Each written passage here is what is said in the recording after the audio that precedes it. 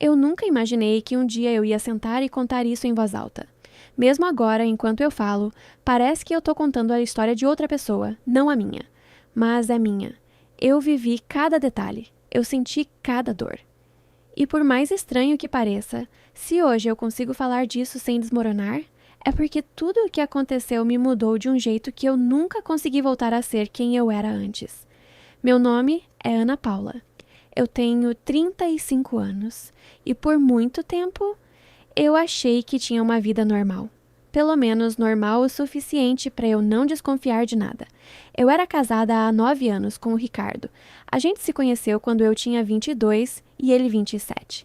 Eu sempre achei ele um pouco sério demais, fechado demais, misterioso demais. Mas, na época, isso tinha um charme. Ele parecia um homem responsável, centrado, maduro. Alguém que sabe o que quer da vida. Eu, ao contrário, era cheia de dúvidas. Tinha largado a faculdade de arquitetura no meio porque entrei em crise. Não sabia se era aquilo que eu queria, não sabia se eu era boa o bastante, não sabia nada. E foi nesse momento que o Ricardo apareceu. Eu trabalhei por um tempo numa papelaria grande no centro. Ele ia lá quase toda semana, porque trabalhava numa empresa de engenharia na mesma região. Sempre comprava coisas específicas. Blocos, canetas técnicas, uns materiais que eu nunca tinha visto antes. Um dia, ele esqueceu a carteira no balcão. Eu corri atrás dele na calçada. Ele virou meio assustado e eu só consegui falar: "Moço, sua carteira!" Ele deu aquele sorriso rápido, meio de canto, pegou a carteira, agradeceu e perguntou: "Qual é o seu nome?" Eu respondi: "Ana." Ele olhou o meu crachá. "Ana Paula. Bonito." Eu fiquei sem graça. Eu não era o tipo de mulher que chamava atenção. Pelo menos eu não me sentia assim. Eu era comum. Cabelo castanho, liso, sempre num rabo de cavalo, rosto normal, corpo normal. Nada chamava muito a atenção. Mas naquele dia, eu senti que alguém me olhou de um jeito diferente. E esse alguém era ele. Na semana seguinte, ele voltou. Comprou quase nada, mas ficou ali puxando o assunto. Perguntou da faculdade, da vida, do meu bairro. Eu, meio sem jeito, respondi tudo. No fim, ele deixou um papel em cima do balcão com um número anotado. Eu peguei, sem falar nada. Ele só disse: "Se um dia quiser tomar um café, me chama." Eu fiquei olhando aquele pedaço de papel por 3 dias. Fiquei com medo. Eu não era de arriscar. Eu sempre achei que se eu me aproximasse demais de alguém, eu ia atrapalhar a vida da pessoa. Eu carregava dentro de mim uma sensação estranha de não merecimento, mas no 4º dia, eu estava tão cansada de me sentir sozinha que eu mandei mensagem. A gente marcou de se ver num café perto da papelaria, depois do meu expediente. Eu cheguei achando que ele não ia aparecer, mas ele estava lá, sentado, esperando. Ele levantou, sorriu e puxou a cadeira para eu sentar. Naquele momento, eu pensei: ninguém nunca fez isso para mim. Um gesto tão simples, mas que mexeu comigo. Aquele café virou um jantar. O jantar virou um beijo. O beijo virou um namoro. E, em menos de 2 anos, a gente já estava casando num salão simples, com a família mais perto e alguns amigos. Eu achava que minha vida finalmente estava entrando nos trilhos. Eu tinha um marido, um apartamento pequeno, mas só nosso. Um trabalho estável. Eu sonhava em ter filhos. Ele dizia que queria também, mas que a gente devia esperar um pouco para fortalecer nossa vida financeira. Foi assim que eu fui aceitando adiar. 1 ano, 2 anos, 3 anos. Eu perguntava, ele dizia: "Calma, Ana, não é hora ainda. Eu não quero que nosso filho passe aperto." E eu pensava: ele é responsável. Ele quer o melhor pra gente. Só que aos poucos, algumas coisas começaram a me incomodar. O trabalho dele sempre foi cheio de hora extra. Pelo menos era o que ele dizia.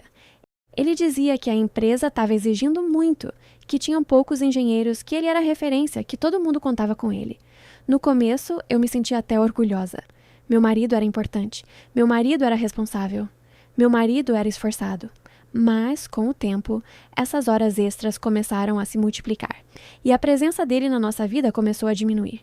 Eu chegava do trabalho, fazia janta, esquentava o prato dele, deixava coberto em cima do fogão. Muitas noites, eu já estava dormindo quando ele chegava. E no dia seguinte, eu só via a pia com o prato sujo. Nenhuma conversa, nenhuma troca. Teve uma noite específica que me marcou muito, mesmo antes de tudo explodir. Eu estava sozinha na sala, assistindo novela, e de repente olhei para o sofá vazio ao meu lado. Olhei para a parede. Olhei para o relógio. Era 11h30 da noite. O Ricardo não estava lá. Eu sabia que ele estava no trabalho. Mas naquele momento, eu tive um pensamento muito rápido, quase como um relâmpago. Eu tô casada e me sentindo solteira. Eu afastei esse pensamento. Me senti ingrata, pensei, ele tá trabalhando por nós. E eu aqui reclamando. Engoli o incômodo e fui dormir. Só que os sinais não pararam. Pelo contrário, foram ficando mais nítidos. Teve a história do celular. Antes, ele deixava o celular jogado pela casa. Nunca ligou para isso. Mas de uns 2 anos para cá, ele começou a andar grudado com o aparelho. Ia para a cozinha com o celular. Ia para o banheiro com o celular. Ia tomar banho e trancava a porta. Se eu aproximava, ele tirava o telefone do alcance do meu olhar. Um dia, ele esqueceu o celular em cima da mesa da sala e foi até a garagem pegar uma coisa no carro. O aparelho vibrou. Eu olhei. Na tela apareceu só um nome. J. Sem foto, sem sobrenome. Meu coração disparou. Eu não era de mexer no celular dele, eu tinha medo de ser invasiva, mas naquele dia parece que alguma coisa mais forte que eu me puxava. Eu peguei o aparelho, a tela ainda estava bloqueada. Eu sabia a senha? Sabia. Eu sabia. Ele não tinha trocado, pelo menos até aquele momento. Eu hesitei. Minha mão tremia. Eu coloquei o dedo sobre a tela. Parei. Pensei. Se eu abrir, minha vida pode mudar. E se eu não abrir, talvez eu continue vivendo numa mentira. Eu ia digitar. Mas, antes de eu tomar coragem, ele entrou pela porta da sala, rápido, com uma expressão que eu nunca tinha visto. Ele viu o celular na minha mão. Na mesma hora, o rosto dele mudou. Deu para ver raiva, surpresa, medo, tudo junto. Ana, o que você está fazendo? Ele perguntou num tom mais alto do que o normal. Eu levei um susto. Soltei o celular em cima da mesa, como se o aparelho tivesse queimado minha mão. Nada, Ricardo. Ele vibrou. Eu só olhei. E pegou por quê? Porque vibrou, ué.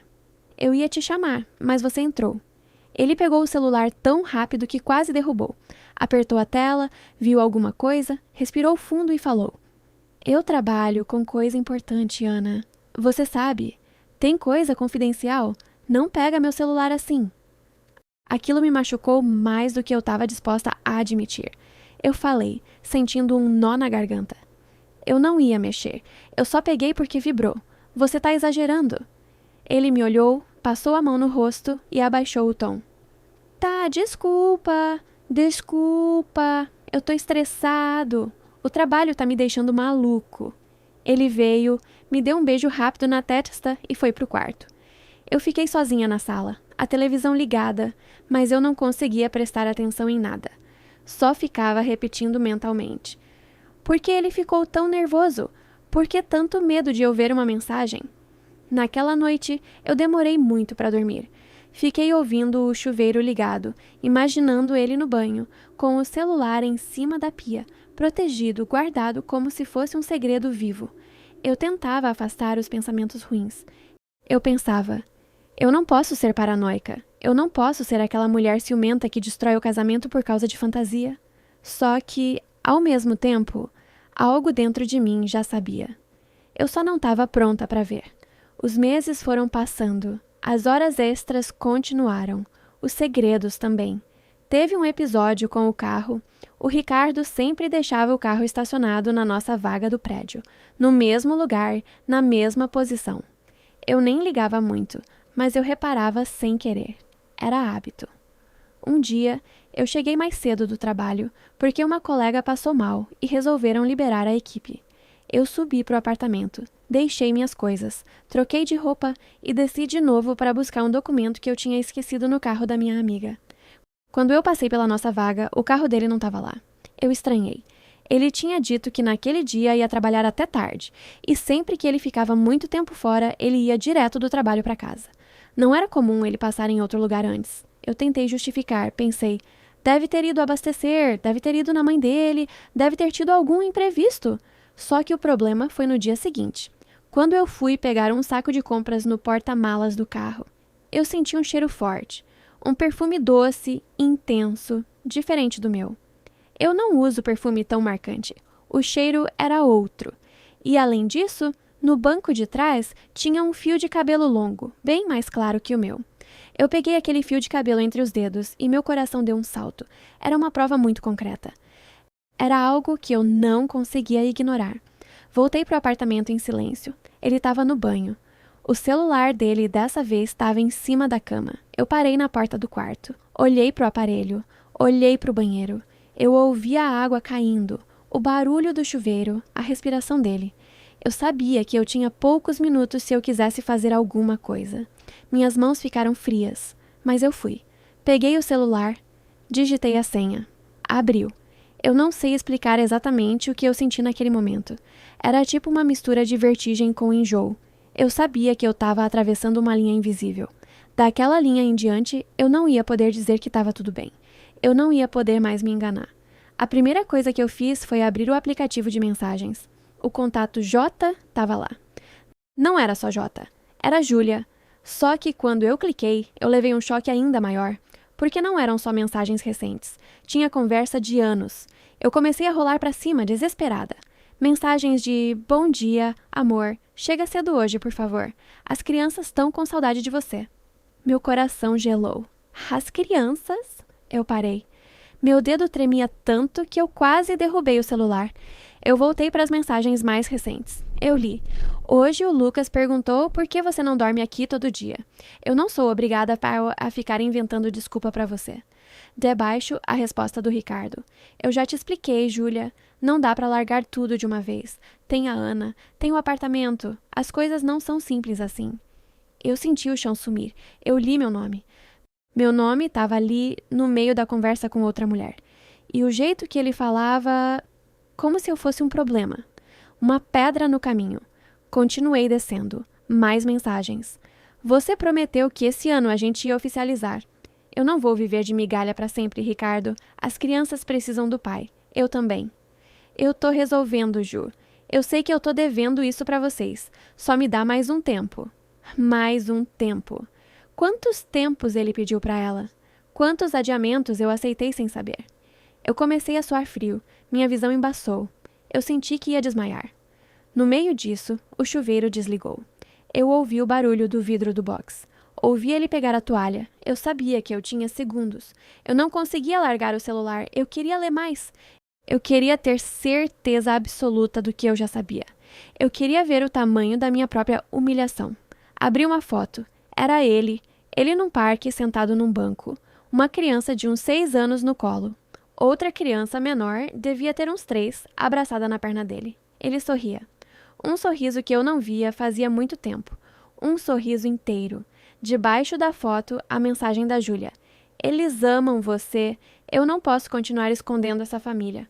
Eu passei a mão na boca, tentando conter um soluço. Uma lágrima escorreu. Caiu bem em cima da tela do celular. Eu fiquei olhando aquilo como se fosse outra pessoa, não eu. Foi só então que eu ouvi a maçaneta do banheiro mexendo. Eu joguei o celular em cima da cama num gesto desesperado. Limpei as lágrimas com a ponta dos dedos, mas meu rosto ainda estava molhado. Não deu tempo de esconder tudo. Ele saiu enrolado na toalha, secando o cabelo.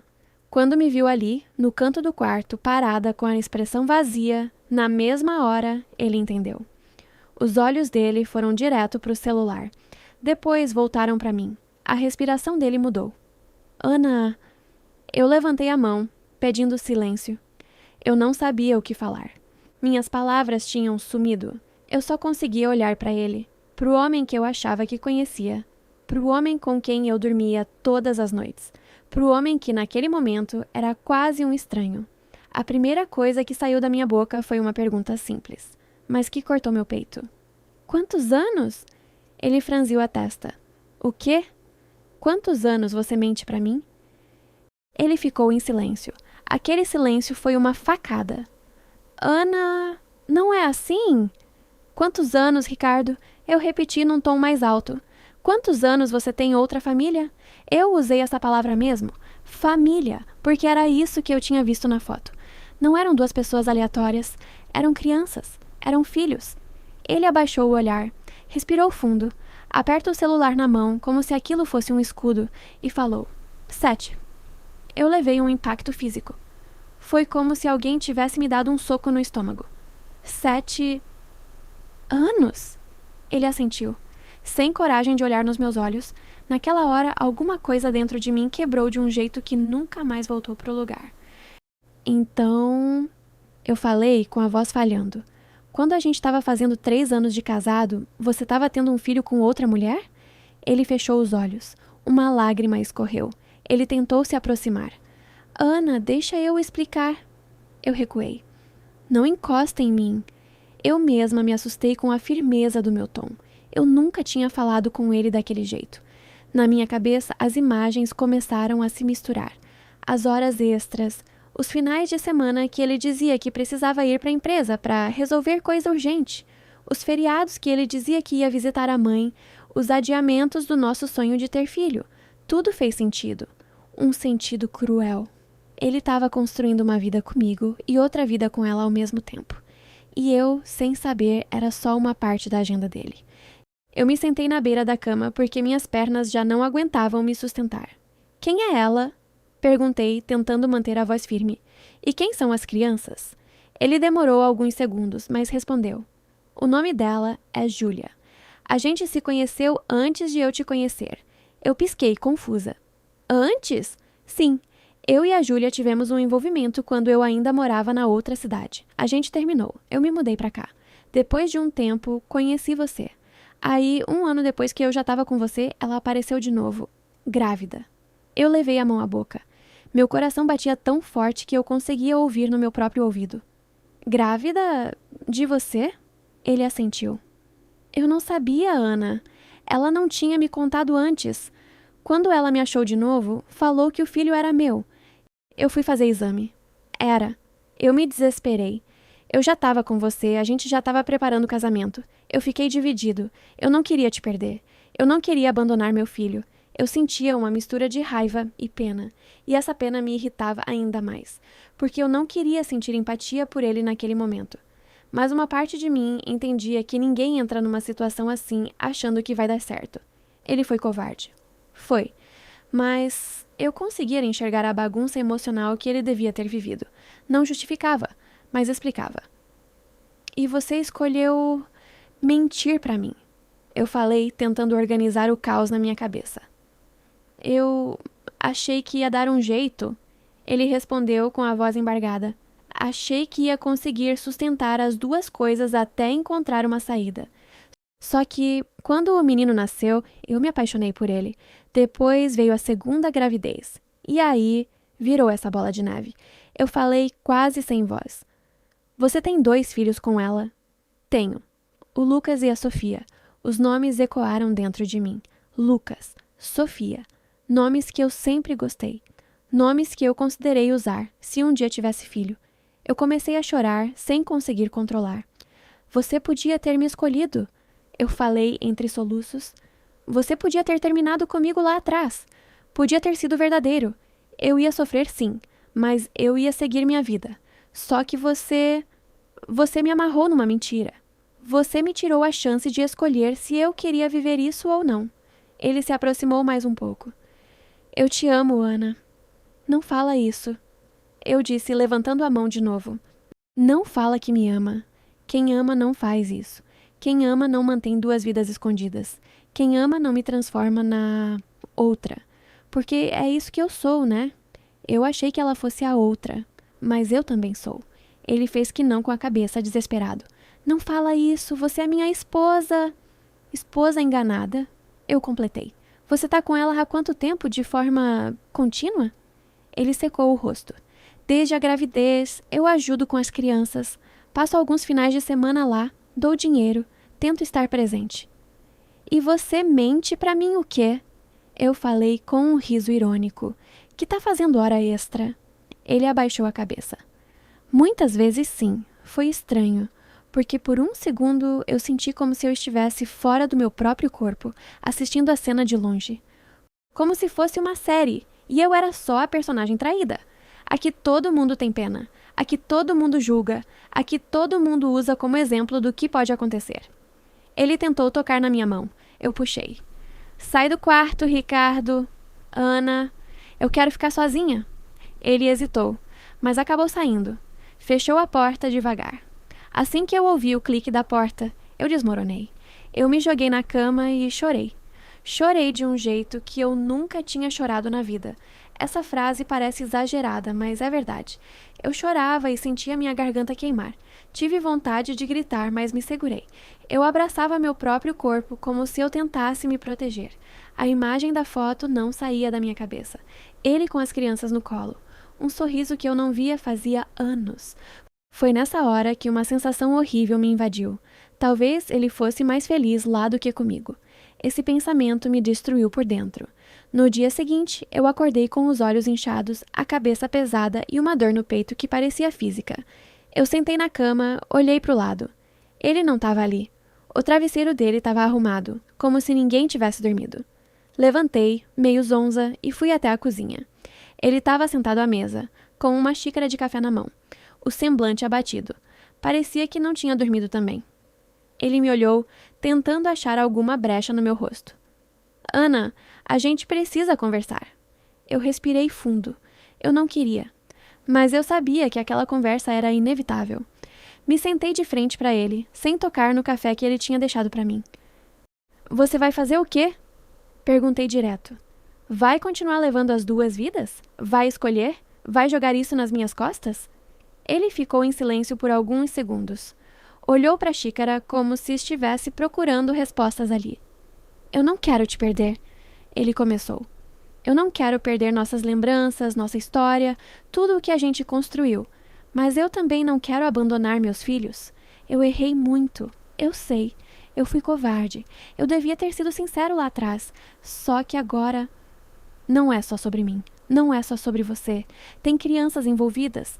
Eu senti uma raiva crescer de novo. Eu sei que tem crianças envolvidas, Ricardo. Você acha que eu não sei? Mas você escolheu colocar duas mulheres na mesma posição de espera. Eu passei anos esperando o momento certo pra gente ter filhos. Enquanto você já tinha dois, ela passou anos esperando você oficializar o relacionamento com ela. Você não se sente... sujo? Ele passou as duas mãos no rosto, pressionando os olhos. Eu me sinto um lixo, todo dia, mas eu não sabia como sair. Você tinha uma escolha. Eu falei, firme. A verdade. Ele ficou mudo, e o silêncio dele me deu a resposta que eu não queria. Ele não tinha coragem. A partir dali, uma coisa ficou muito clara para mim. Eu não podia esperar que ele resolvesse. Se eu esperasse, eu ia virar sombra da vida dele. E eu não queria isso. Eu preciso de um tempo, eu falei, cortando o silêncio. Eu preciso sair daqui. Sair? Ele arregalou os olhos. Para onde você vai? Para a casa da minha mãe, ou da minha irmã, sei lá. Eu não sei ainda. Mas eu não vou conseguir olhar para você todo dia, fingindo que nada aconteceu enquanto você vai ver seus filhos escondidos de mim. Eu não consigo. Ele se desesperou. Ana, por favor, não faz isso agora. A gente pode ir num terapeuta, a gente pode tentar. Eu faço tudo o que você quiser. Você já fez. Eu respondi. Durante 7 anos. Ele tentou argumentar, mas eu estava decidida. A dor ainda era gigante, mas no meio dela eu sentia uma centelha de autopreservação. Eu levantei da mesa. Eu vou juntar algumas coisas, não sei por quanto tempo, mas eu preciso me afastar. Ele levantou às pressas. Eu não quero que você vá. E eu não queria que você tivesse outra família. Eu devolvi. A gente nem sempre tem o que quer. Quando eu entrei no quarto e fechei a porta, eu senti as pernas bambearem. Mas eu fui até o guarda-roupa. Peguei uma mala média e comecei a jogar roupas lá dentro, quase no automático. Cada peça que eu pegava parecia uma lembrança. Um vestido de uma viagem. Uma blusa que ele dizia gostar. Eu quase joguei tudo fora, mas me segurei. Enquanto eu arrumava, meu celular vibrou. Eu peguei, imaginando que fosse mensagem da minha mãe, mas era um número desconhecido. Oi, Ana, é a Júlia. A gente precisa conversar. Meu corpo inteiro gelou. Eu demorei alguns segundos para processar o que eu estava lendo. Me apoiei no armário porque eu achei que fosse cair. Como ela tinha meu número? Há quanto tempo ela tinha? O que o Ricardo tinha falado de mim para ela? Eu sentei na cama, a mala pela metade, as lágrimas querendo cair de novo. Eu encarava a mensagem sem saber se respondia. Parte de mim queria mandar ela ir para o inferno. Outra parte queria ouvir tudo. Eu tinha medo do que ela podia dizer, mas, ao mesmo tempo, eu sabia que ali podia existir uma verdade que o Ricardo nunca teria coragem de me dar. Depois de alguns minutos, minhas mãos agiram antes de eu pensar. Como você conseguiu meu número?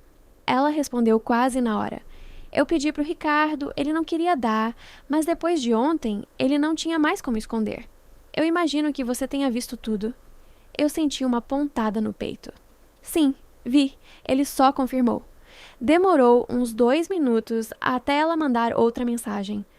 Eu não tô mandando isso para brigar com você, Ana, eu juro. Eu sei que se tem alguém que merece raiva nessa história, é ele. Mas eu acho que a gente precisa conversar. De mulher para mulher. De pessoa enganada para pessoa enganada. Essa frase me desmontou. Eu sempre imaginei que se existisse outra, ela fosse minha rival. Uma vilã. Uma destruidora de lares. Mas, naquele momento, lendo aquelas palavras, eu vi outra coisa. Uma mulher tão perdida quanto eu, tão enganada quanto eu. Eu respirei fundo. Você quer falar por aqui ou pessoalmente? Ela respondeu. Pessoalmente. Eu acho que é muita coisa para colocar em mensagem. Se você quiser, a gente pode se encontrar em algum lugar seguro. Pode trazer alguém com você, se preferir. Eu senti uma estranheza. Ela estava preocupada comigo. Com a minha segurança, como se eu fosse a parte frágil. Eu vou pensar e te respondo mais tarde. Guardei o celular, terminei de jogar algumas roupas na mala e liguei para minha mãe. Minha mãe, a Vera, sempre foi muito emotiva. Eu sabia que se eu falasse tudo, ela ia surtar. Mas eu também sabia que eu não dava conta de ficar sozinha com aquilo. Ela atendeu no terceiro toque. Oi, minha filha, aconteceu alguma coisa? Sua voz está estranha. Eu respirei fundo, tentando controlar o choro. Mãe, eu posso ir para aí hoje? Pode, claro. Aconteceu alguma coisa com o Ricardo? Meu silêncio respondeu antes de mim. Ana? A voz dela mudou. Minha filha, fala comigo. O que foi? Depois eu explico, mãe. Eu preciso ir para aí. Você pode me buscar? Posso, claro. Me dá uma hora. Desliguei. Quando saí do quarto com a mala, o Ricardo estava encostado na porta da sala como se estivesse me esperando. Você vai mesmo? Vou. A gente pode ir junto na sua mãe. Eu explico. Eu falo com ela... Não. Eu cortei. Essa explicação é minha para dar, não sua. Ele engoliu seco. Eu vou respeitar. Mas, por favor, atende meu telefone. Não some de vez. Eu não prometi nada. Só passei por ele com a mala. Abri a porta. Na hora de sair, eu olhei para trás. O apartamento parecia diferente. O mesmo sofá, a mesma mesa, a mesma estante. Mas agora, tudo parecia cenário. Como se eu tivesse vivido uma novela ali. Uma novela em que eu era a única que não sabia o roteiro. Descendo no elevador, eu tentei segurar o choro, mas não consegui. Uma senhora entrou no terceiro andar e percebeu meus olhos vermelhos. Ela perguntou se eu estava bem. Eu só balancei a cabeça sem conseguir responder. Quando minha mãe chegou, eu entrei no carro em silêncio. Ela me olhou de cima a baixo, avaliando meu estado. Você tá pálida, Ana. O que aconteceu? Eu respirei fundo. Não queria chorar mais, mas bastou abrir a boca. Mãe, o Ricardo tem outro filho. Eu vi o rosto dela mudar. Como assim? Não é só filho? Eu continuei, sentindo a voz falhar.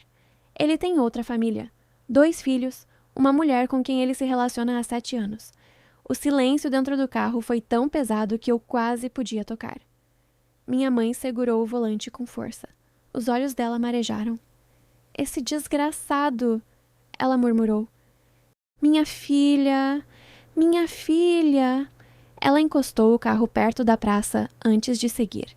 Virou para mim e me abraçou ali mesmo, dentro do carro. Eu desabei de novo no ombro dela. Calma, ela dizia. Eu tô aqui. A gente vai passar por isso juntas. Você não tá sozinha. Chegando na casa dela, expliquei tudo com mais detalhes. Contei da foto, das mensagens, da conversa, da mensagem da Júlia. Minha mãe ficou em choque. E essa mulher ainda teve coragem de te mandar mensagem? Mãe, falei cansada. Ela também foi enganada. Enganada nada. Minha mãe retrucou. Ela sabia que ele era casado. Sabia agora, sim, mas lá atrás ela estava grávida. Ele já estava comigo. Ele que errou com as 2. Não é justo a gente jogar toda a culpa nela. Minha mãe ficou em silêncio por uns segundos. Você vai se encontrar com ela? Essa era a pergunta que estava martelando na minha cabeça desde que eu saí de casa. Eu pensei nos riscos. Pensei em como seria encarar o rosto da mulher que, de certa forma, ocupava o mesmo lugar que eu na vida do Ricardo. Mas também pensei na chance de ouvir tudo sem filtro. Eu acho que vou, respondi. Eu preciso saber com quem eu tô lidando. Então você não vai sozinha. Minha mãe falou, firme. Eu vou com você. Eu hesitei. Mãe, eu não sei se é uma boa ideia. Eu não vou interferir. Só vou estar lá, em outra mesa, se for lugar público. Mas eu não vou te deixar encontrar essa mulher sozinha. Eu conhecia minha mãe. Sabia que se eu batesse de frente, ela ia insistir ainda mais. Então resolvi aceitar. Mais tarde, respondi a mensagem da Júlia. Eu topo conversar. Amanhã, às 15 horas, no café da Praça Central. Vou estar com a minha mãe em outra mesa. Só para você saber.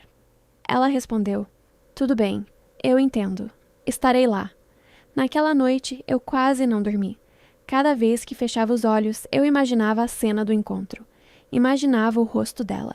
Imaginava o que ela ia dizer. E por trás de tudo, tinha um medo ainda maior.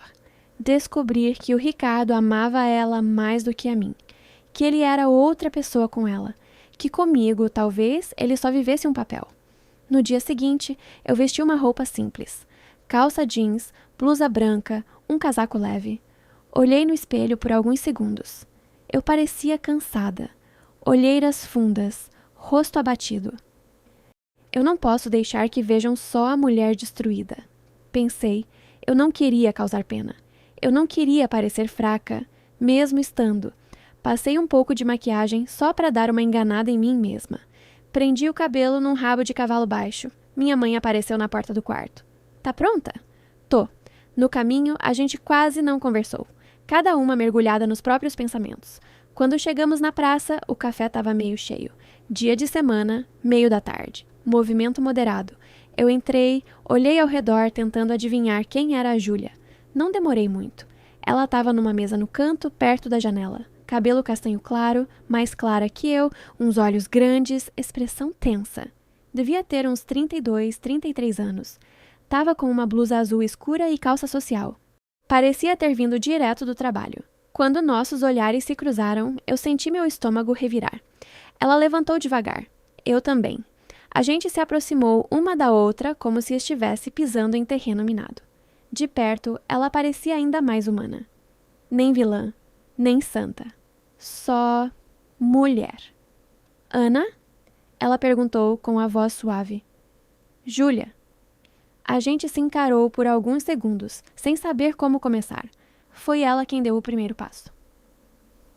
Eu sei que esse é um dos dias mais difíceis da sua vida, ela disse com sinceridade. E eu sinto muito.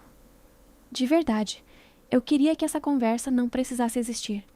Mas precisa. Eu respirei fundo. Senta, vamos conversar. Minha mãe foi para outra mesa, um pouco atrás da minha, fingindo olhar o cardápio. Eu e a Júlia sentamos uma de frente para a outra. Eu não sei por onde começar. Ela confessou. Tem tanta coisa. Começa do início. Eu falei. Do jeito que você viveu. Eu vou preenchendo as lacunas na minha cabeça. Ela assentiu.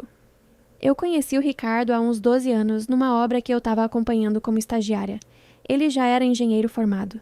A gente começou a sair, se aproximar e acabou se envolvendo. Na época, ele morava na outra cidade. A gente teve um relacionamento meio instável, cheio de idas e vindas. Ele dizia que não estava pronto para nada sério. Eu era nova. Achei que com o tempo ele ia ceder. Mas a gente brigava muito. Até que ele recebeu uma proposta de trabalho numa empresa de outra cidade. Ele me contou um mês antes de se mudar. Eu pedi para ir junto.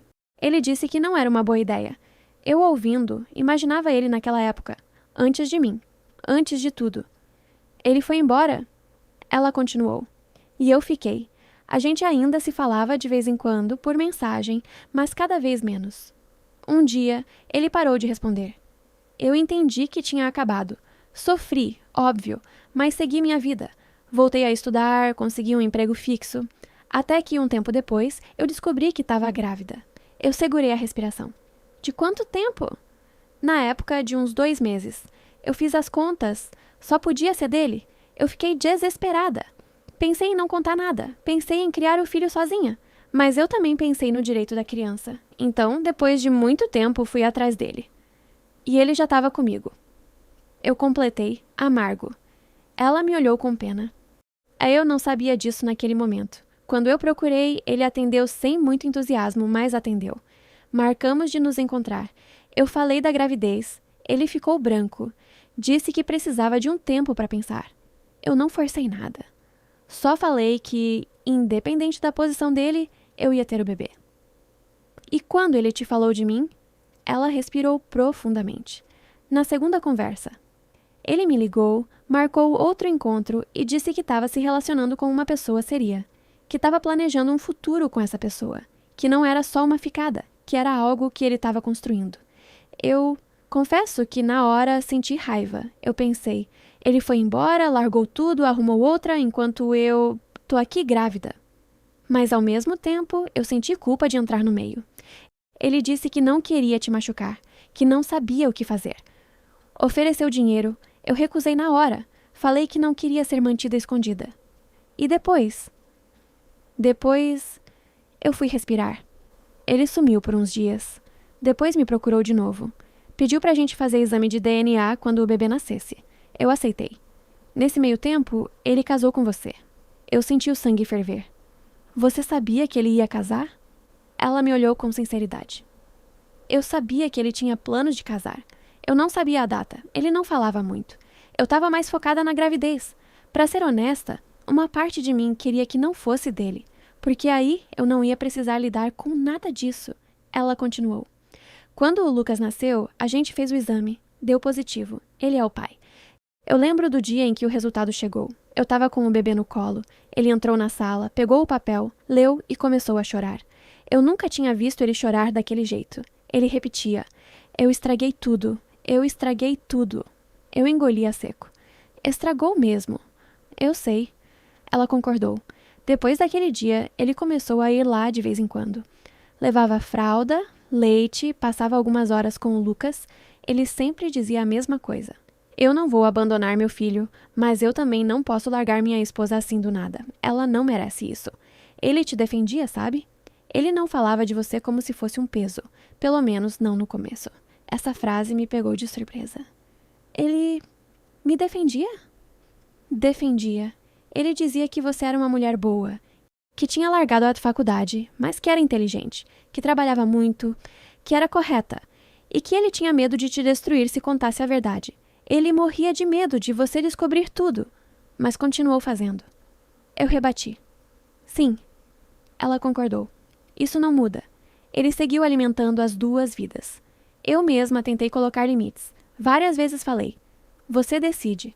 Ou você se separa e assume a responsabilidade toda, ou você cuida da criança só financeiramente e deixa eu seguir minha vida. Ele dizia que não conseguia escolher. E aí o tempo passou. Quando o Lucas tinha uns 3 anos, eu engravidei da Sofia. Acidente. Eu mesma não queria, porque a situação já estava complicada. Mas aconteceu. Eu apertei as mãos no colo. Então, quando eu estava aqui, achando que a gente só estava esperando o momento certo para ter filho, ele estava tendo o segundo com você. Ela me olhou com um misto de culpa e dor. Eu sei que, para você, eu sou parte do problema. E eu entendo se você me odiar, mas eu também fui enganada em vários momentos. Ele dizia que ia resolver. Ele me prometeu pelo menos umas 10 vezes que ia te contar. Quando a Sofia nasceu, eu falei, agora chega, você precisa tomar uma atitude. Ele dizia que ia esperar você ficar mais estável emocionalmente. Eu nunca entendi isso. Agora, vendo você, eu percebo que isso era desculpa dele, não sua. Eu respirei fundo. Fiquei alguns segundos em silêncio, organizando tudo na cabeça. Eu não vou dizer que não sinto raiva de você. Falei honesta. Eu sinto. Porque você sabia que ele era casado e mesmo assim continuou. Mas ao mesmo tempo, eu enxergo que ele é o eixo dessa bagunça toda. Ele que fez a escolha final de manter tudo escondido. Ela assentiu. Eu não tô aqui pra dizer que sou santa, Ana. Eu errei também. Eu me acomodei num papel que me machucava. Eu me agarrei às migalhas que ele dava, achando que um dia ele ia me escolher completamente. Só que ontem Quando ele chegou na minha casa e me contou que você tinha descoberto alguma coisa dentro de mim, quebrou. Meu peito apertou. O que ele disse para você? Ele falou que você tinha visto o celular, que tinha visto a foto das crianças, que tinha ido embora de casa. Ele estava desesperado. Dizia que tinha medo de te perder, que você era importante, que era parte da vida dele. Eu ouvi e, pela primeira vez em muito tempo, eu senti raiva dele de verdade. Não aquela raiva pontual. Uma raiva profunda. Não por causa da nossa história, mas por ele ter causado essa dor em você também. Eu me vi em você. A diferença é que eu sabia de algumas coisas. Você não. Ela respirou fundo e continuou. Foi aí que eu decidi que eu não ia mais ser cúmplice desse silêncio. Eu pedi o seu número. Ele não queria dar. Disse que ia complicar mais as coisas, mas eu insisti. Falei. Ela tem o direito de me odiar direito, com nome e rosto, não só como um fantasma. Ele me deu. E eu te mandei mensagem. Eu fiquei olhando para ela. A Júlia não era um monstro. Era uma mulher que também se feriu, se enganou, se segurou em promessas vazias. Eu percebi que, no fundo, a nossa história não era de inimigas. Era de duas mulheres orbitando em torno do mesmo homem confuso, medroso e egoísta. O que você espera dessa conversa? Perguntei. Honestamente. Ela demorou um pouco para responder. Eu espero paz. Ela disse com sinceridade. Eu sei que ela não vai vir agora. Talvez não venha tão cedo, mas eu não quero viver mais nessa mentira. Eu não quero que, daqui a alguns anos, o Lucas e a Sofia descubram toda essa história escondida e me vejam como uma mulher que aceitou ser a amante eterna. Eu quero poder dizer que eu, pelo menos, tentei colocar um ponto final. Ou uma vírgula, mas não fingi que não sei de nada. Eu respirei fundo. E o que você sente pelo Ricardo hoje? Essa era uma pergunta que eu queria muito fazer. Ela pensou um pouco. Eu já amei muito. Ela disse. Já fui louca por ele. Já esperei ele em porta de casa, em aniversário, em Natal, olhando para o relógio, vendo se ele ia aparecer. Já chorei por ele, já briguei, já perdoei. Hoje, eu não sei se o que eu sinto ainda é amor ou só vício. Costume. Apego à imagem do que eu achei que a gente podia ser. Ele é pai dos meus filhos. Isso cria um vínculo que não tem como apagar. Eu vejo o jeito que ele trata as crianças e dói, porque ele é um bom pai. Mas, como homem, como parceiro, eu não confio mais. Eu engoli seco. Eu também não. A gente ficou em silêncio por um tempo. Duas mulheres, duas histórias entrelaçadas, respirando a mesma dor. Até que ela disse uma coisa que eu nunca vou esquecer. Ana, tem uma parte dessa história que você ainda não sabe. Meu corpo inteiro se retesou. O que mais ele escondeu? Ela hesitou como se estivesse com medo de me machucar ainda mais. Mas no fim, falou. O Ricardo tem um problema que ele nunca encarou. Ele não é só indeciso. Não é só covarde. Ele precisa de ajuda. Ele tem compulsão. Não só por relacionamentos, por mentira. Ele mente até quando não precisa. Eu franzi a testa. Como assim? Ela respirou fundo. Um tempo atrás, eu descobri que ele tinha outra mulher além de mim e de você. Eu senti uma onda de choque. Como assim? Outra? Foi antes da Sofia nascer. Eu desconfiava que ele estava estranho. Ele sumia, dava desculpas que não faziam sentido, parecia cansado demais até para ver as crianças. Um dia, eu entrei no perfil de uma colega dele num site de rede social e vi uma foto dele num churrasco, com a mão na cintura de uma mulher que eu nunca tinha visto. Nos comentários, uma amiga marcou essa mulher e escreveu: "O casal mais lindo." Meu coração disparou. Você questionou ele? Questionei. Ele negou. Óbvio. Disse que era amiga, que as pessoas falavam demais, que eu estava exagerando. Mas depois eu descobri que ele tinha ficado com essa mulher por alguns meses. Foi um caso rápido, mas existiu. Eu sei disso porque encontrei mensagens. Ele apagou quase tudo, mas uma conversa ficou aberta. Não era tão profundo quanto com a gente. Não tinha filhos, não tinha tanta ligação. Mas mostrou para mim que não éramos só eu e você. Ele precisava da mentira, da adrenalina, do sentimento de ser desejado, de estar em vários lugares ao mesmo tempo. Eu levei a mão ao peito, senti um vazio. Então, eu não era nem a única da mentira. Eu senti a mesma coisa. Ela confessou. Aquilo me destruiu. Não porque eu achava que ele era fiel a mim, mas porque mostrou que a falta de lealdade dele não tinha limite. Ele estava sempre procurando algo além do que tinha. E o pior, mentindo para todo mundo, inclusive para ele mesmo. Eu fiquei em silêncio, tentando absorver o que tinha acabado de ouvir. Por um lado, aquilo tornava tudo ainda mais duro. Por outro, me dava uma certa clareza. O problema nunca foi quem era mais bonita, mais interessante, mais forte. O problema era ele, o vazio dentro dele, a incapacidade de se bancar, a compulsão de buscar escape na mentira. E por que você continuou? Perguntei sem julgamento, só curiosidade real. Ela suspirou. Pelo mesmo motivo que você ficou tanto tempo aceitando as desculpas de hora extra. Ela respondeu com delicadeza, porque a gente sempre acha que dá para aguentar mais um pouco, que a pessoa vai mudar, que o amor vai ser suficiente, porque a gente tem medo de recomeçar, porque tem criança no meio, porque tem história, porque tem medo do que os outros vão pensar, porque a gente se acostuma com pouco, e quando se acostuma com pouco, esquece que merece muito mais. Eu engoli as lágrimas de novo. Você pretende seguir com ele? Essa pergunta calou a gente por alguns segundos. Ela olhou pela janela, pensativa. Eu pensei muito nisso desde ontem. Respondeu por fim. Eu olhei para os meus filhos dormindo. Fiquei vendo o rostinho deles.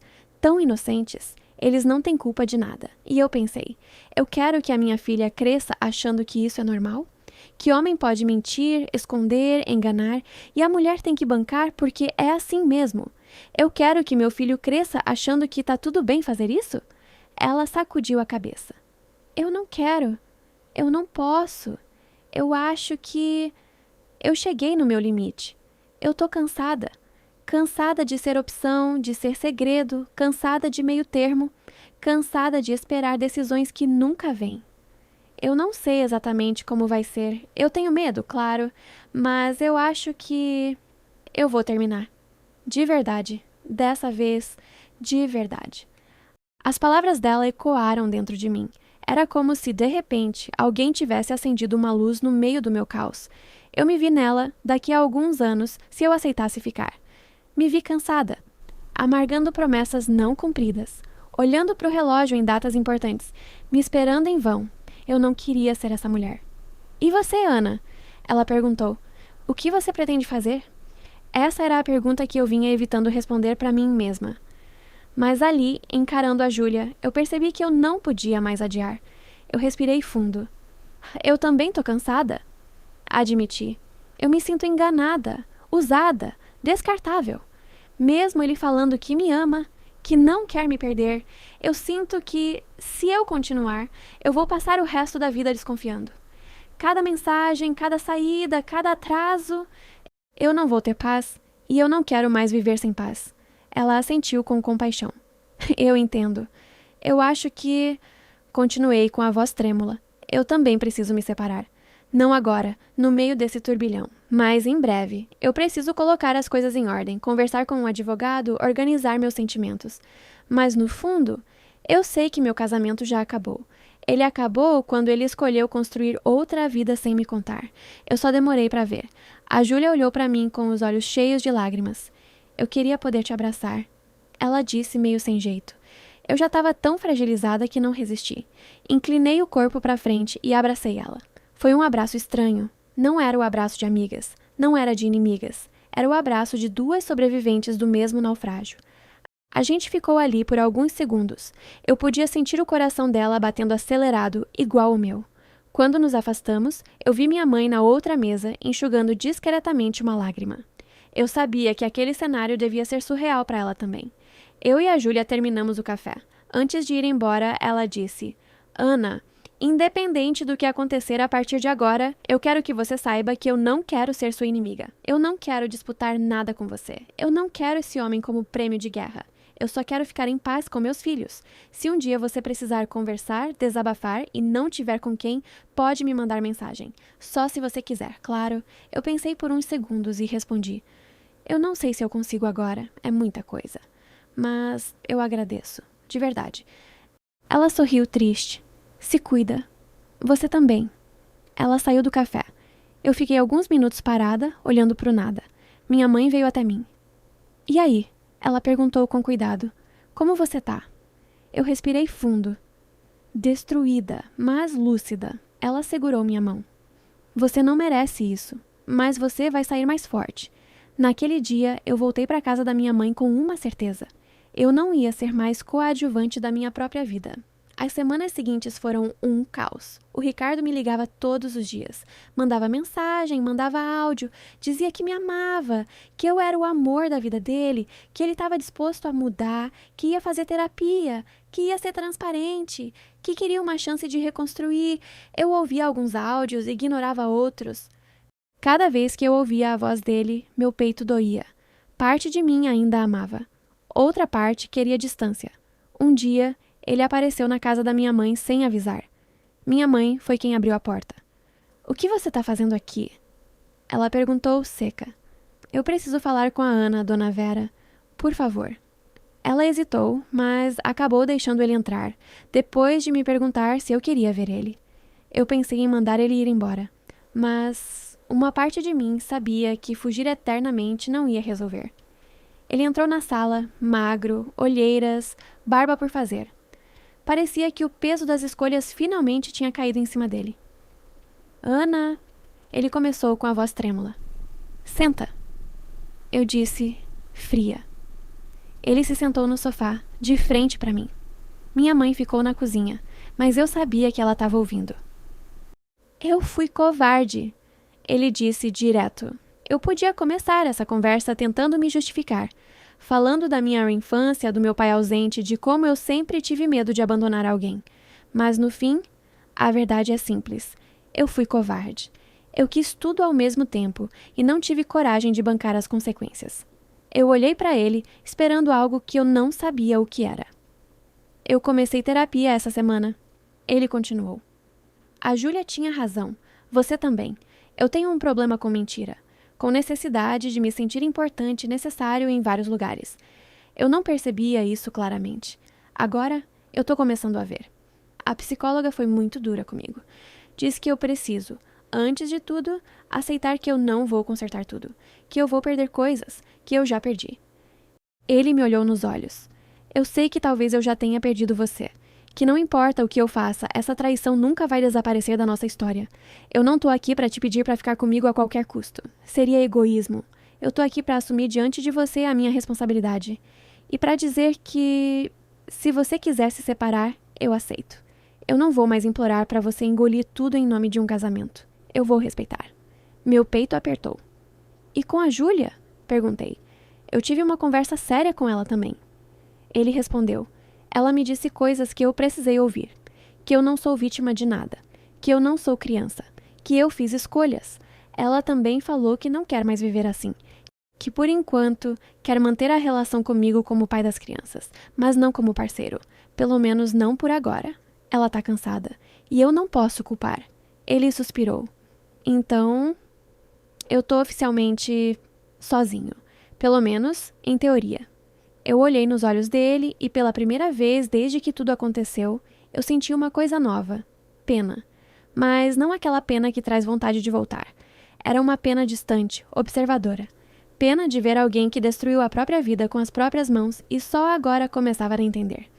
O que você quer de mim, Ricardo? Perguntei calma. Ele pensou por alguns segundos. Eu queria poder dizer que eu quero você de volta, confessou. Que eu quero reconstruir tudo, ser outro homem, fazer diferente. E em parte, é verdade, eu queria. Eu te amo. Mas eu não tenho o direito de te pedir isso. Não agora. Talvez nunca. Então, o que eu quero é que você decida o que vai ser melhor para você.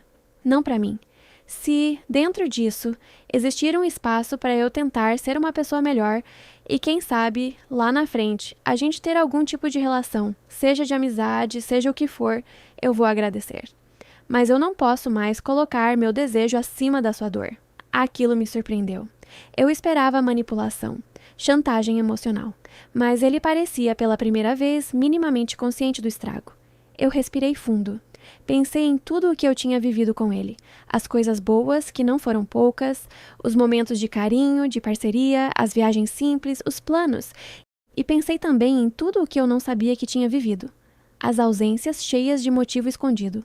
As mentiras elaboradas. os aniversários em que ele chegou tarde porque estava com outra família. Eu ainda te amo. Falei sincera. Ele arregalou os olhos, surpreso. Mas eu não confio mais em você. E amor sem confiança não se sustenta. Não por muito tempo. Ele assentiu, com lágrimas nos olhos. Eu sei. Continuei. Eu não quero passar o resto da vida tentando vigiar cada passo seu. Eu não quero ser aquela mulher que vai atrás do homem para ver se ele tá mesmo onde disse que ia estar. Eu não quero viver com medo. Eu não sou esse tipo de pessoa. E eu não quero virar. Ele olhou para mim, atento. Então, o que você decide? Eu respirei fundo, meu coração acelerado. Mas, no meio de tudo, eu senti uma clareza enorme. Eu quero me separar. As palavras saíram com um peso gigante, mas também com uma leveza estranha. Como se, ao dizer aquilo, eu tivesse tirado uma pedra de cima do peito.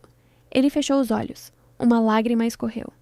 Eu imaginava, murmurou. Eu não tô tomando essa decisão com raiva. Acrescentei. Se fosse só pela raiva, eu já tinha provocado um escândalo, postado tudo, contado pra todo mundo, me vingado. Mas não é isso. Eu tô decidindo porque eu preciso me cuidar. Eu preciso me recuperar. E eu não consigo fazer isso com você ao meu lado, mesmo que você mude. Agora, eu preciso de um tempo só meu. Ele assentiu. Eu respeito. Eu vou colaborar com tudo. Divisão de bens, documentos, o que for. Eu não quero te prejudicar mais. Eu também não quero destruir sua relação com seus filhos. Falei. Eles não têm culpa. Eles precisam de você. Seja um pai presente. Mas, por favor, não seja com eles o pai que você foi comigo como marido. Ausente em verdade. Se você se comprometer com eles, se compromete de verdade. Ele chorou mais. Eu prometo. A partir dali, começou oficialmente o processo de separação. Foi doloroso. Cada documento assinado era como um selo de fim. Cada visita ao apartamento para pegar coisas era uma facada. Eu evitava ir sozinha. Levava minha mãe ou minha irmã junto, para não cair na tentação de olhar para cada canto como se fosse um filme de cenas boas. Enquanto isso, eu comecei a fazer terapia também. Minha terapeuta me ajudou a entender que a traição do Ricardo mexeu com coisas muito mais antigas dentro de mim. Com a minha sensação de não merecimento, com a minha tendência a aceitar pouco, com o meu medo de ser abandonada. A verdade é que ele não inventou essas feridas, ele só acentuou. Elas já estavam ali, desde a minha infância. Meu pai traiu minha mãe. Minha mãe perdoou, várias vezes. Eu cresci vendo isso, e sem perceber, internalizei a ideia de que amor e dor andam juntos, de que ser mulher é aguentar, de que o homem erra e o papel da mulher é perdoar para manter a família. Só que eu não queria repetir essa história. Um dia, na terapia, minha psicóloga fez uma pergunta simples. Se sua filha estivesse vivendo o que você viveu, você aconselharia ela a ficar ou a ir embora? Eu demorei 2 segundos para responder. Ir embora. Ela me olhou fundo nos olhos. Então por que com você a resposta parece ser outra? Aquilo me virou do avesso. Eu percebi que eu era capaz de ter mais compaixão com uma filha imaginária do que comigo mesma. Nesse processo todo, eu também mantive um contato limitado com a Júlia. Nada muito íntimo, mas o suficiente para saber que ela também estava se organizando para se separar. A gente combinou que não ia ficar comentando uma com a outra o que o Ricardo fazia, falava, pensava. Senão a gente ia ficar presa num ciclo infinito. Eu voltei a trabalhar. No começo, era difícil me concentrar. Tudo me lembrava de alguma coisa. Um cliente que falava de família, uma propaganda de Dia dos Namorados, uma música que tocava e era nossa. Mas, aos poucos, a dor aguda foi virando uma dor mais amortecida. Ainda doía, mas eu conseguia respirar. Eu conseguia comer sem sentir o estômago embrulhar. Eu conseguia dormir algumas noites sem chorar. Um dia, quase 1 ano depois de tudo começar, eu estava sentada na varanda do apartamento novo que eu consegui alugar sozinha. Um lugar simples, mas só meu. Eu estava tomando um café, olhando para o céu meio nublado e me peguei pensando: se alguém me dissesse lá atrás que eu ia sobreviver a isso, eu não acreditaria. Eu lembrava da Ana de 9 anos atrás, aquela que entrou no café para conhecer o Ricardo com o coração cheio de expectativa. Eu sentia vontade de abraçar aquela menina e dizer: você vai sofrer muito, mas você vai aprender também. E no fim, vai se encontrar. Não vou romantizar. Eu não vou dizer que traição é algo que vem para ensinar e que tá tudo bem. Não tá tudo bem. Tristeza não precisa de poesia obrigatória. Já dói o suficiente, mas eu posso dizer que, na minha vida, essa dor foi um divisor de águas. Eu aprendi a me ouvir. Aprendi a perceber os sinais que eu ignorava. Aprendi que amor sem verdade vira prisão. Aprendi que eu não preciso aceitar menos do que eu mereço por medo de ficar sozinha. Aprendi que, antes de ser esposa, namorada, companheira de alguém, eu sou minha. Hoje, o Ricardo segue a vida dele. Ele faz terapia. Ele assumiu para a família e amigos tudo o que aconteceu. Ele tenta ser um pai presente para o Lucas e para a Sofia. Eu desejo, de verdade, que ele seja melhor para eles do que foi para mim. Não por achar que ele merece uma segunda chance ilimitada, mas porque aquelas crianças merecem um pai minimamente saudável. A Júlia segue criando os filhos. Às vezes a gente se fala, de forma bem pontual. Já cheguei a ver as crianças uma vez, por acaso, quando fui encontrar a Júlia para resolver uma questão burocrática. Foi estranho, mas também libertador. Eu olhei para aqueles dois seres pequenos e pensei: eles não são o motivo da minha dor.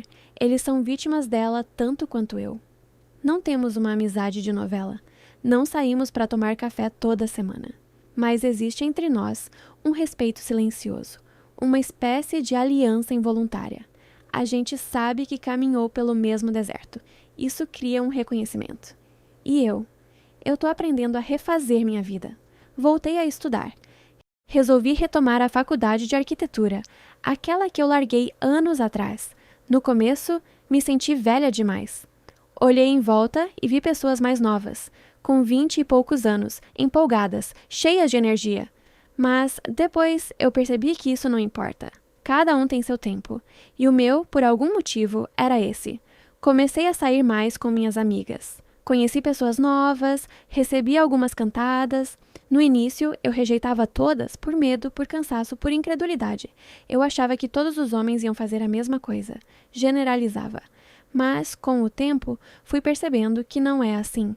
Tem homem ruim, tem homem perdido, tem homem maravilhoso. Tem gente de todo tipo como mulher também. Ainda não tô numa nova relação. Tive 2 encontros mais sérios com pessoas diferentes, mas nada fixo. E pela primeira vez, eu não sinto pressa.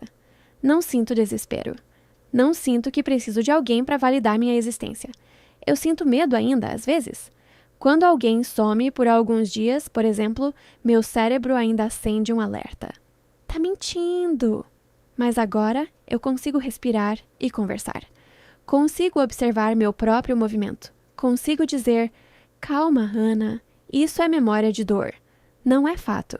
Se um dia eu amar de novo, eu quero amar diferente. Quero amar com amor, mas também com respeito, com verdade, com limites. Quero amar de mão dada, não de joelho.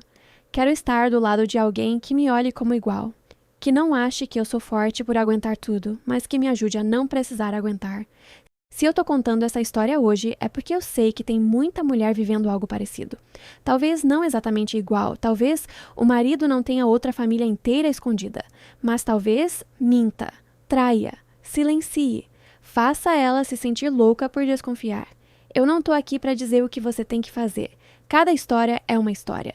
Tem filhos, tem dependência financeira, tem religião, tem um monte de coisa que pesa. Eu não sou dona da verdade. Eu só sou dona da minha experiência. Mas se eu puder te deixar com alguma coisa, é isso. Se você sente lá no fundo que alguma coisa está errada, não se trate como louca. Não anule o seu sexto sentido. Não tenha medo de encarar a verdade, por mais dolorida que ela seja. A mentira dói um pouco a cada dia. A verdade dói de uma vez. Mas depois que ela passa, dá espaço para cicatrizar. Eu demorei para perceber. Demorei para agir. Mas, quando finalmente decidi me escolher, eu comecei a me reencontrar. Hoje, eu olho no espelho e vejo alguém mais inteira. Com cicatrizes, sim, mas inteira. Eu não sou só a mulher traída. Eu não sou só a esposa enganada. Eu não sou só a que descobriu que o marido tinha outra família. Eu sou uma mulher que sobreviveu a tudo isso e que, no meio dos escombros, decidiu construir uma vida nova. Com tijolo de verdade, sem cimento de mentira. E se você está me ouvindo até aqui, eu quero te dizer uma coisa, que talvez você precise ouvir tanto quanto eu precisei um dia. Você merece uma vida em que você não seja segredo. Você merece um amor que não precise se esconder. Você merece não se contentar com migalha. E, acima de tudo, você merece ser, antes de qualquer coisa, leal a você mesma. Essa foi a parte mais difícil da minha história, mas também foi o começo da parte mais verdadeira. E pela primeira vez em muito tempo, eu tô curiosa para saber o que vem depois.